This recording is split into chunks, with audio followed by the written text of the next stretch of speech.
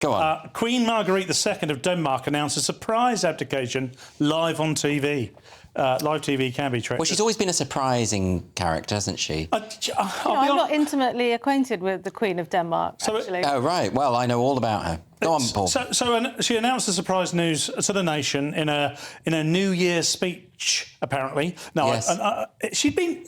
What struck me is she'd actually been in her position for 52 years. She came into power when her father died in 1972. Yeah. And she's abdicated and passed it on to her son. It actually doesn't feel like a massive story. Of course, it is within Denmark, but it's not like there was a scandal. She's basically said, I'd like her to retire. Good for her. Yeah. You know, it must be knackering to do all of that kind of thing. I mean, I presume what she does is similar to what the monarch does here, opening shopping centres and that kind of thing. Lots of community-based stuff. I just think that's a lot, and also being constantly the centre of attention. I sort of think, you know, Sia, the pop star Sia, you know how she never had her face in public and she would always dress differently for different music videos. And she said it worked. People don't come up to her in the shops. People don't bother her. We don't have paparazzi chasing her. That's the way to live. I'm sick of the paparazzi. They're outside my house. They're drinking my bathwater. Do you know what I mean? I just don't like it. What do you... know what I think she did? She got out at the right time because she still looks like she's got all her faculties and she's got she looks great. Lovely retirement ahead of her. Yeah. Of course she does, because she's Danish. Those people are unbelievably good-looking. They're not fat and bloated like you English people. That's a fair point.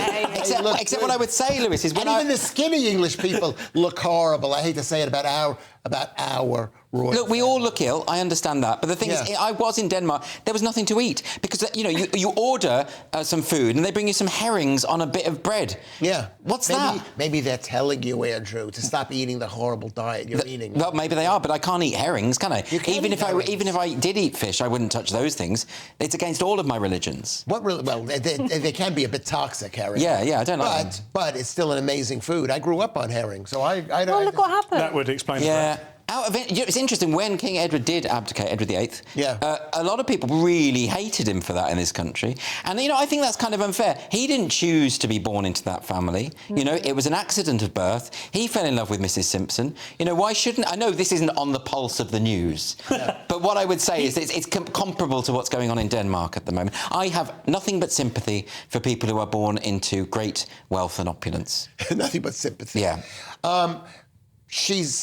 She's the Queen of Denmark. Yes. And, I mean, can there be anything that's even more irrelevant than the Queen of Denmark? That's even more irrelevant than the King of England. It's like so... Well, the Prince of Denmark's pretty relevant if you've ever read a play called Hamlet. Yes, that's a good point. Yeah, I was thinking that. I didn't know the Prince...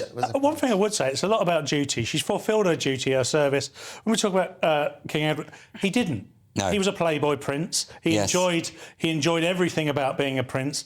And the moment it came to be that person of duty, he let the country down. Yeah. Oh, you know what? That's so ridiculous. he didn't want to do it. He basically turned down a job. There's no, you know. No, I didn't think we'd end up debating King Edward's abdication.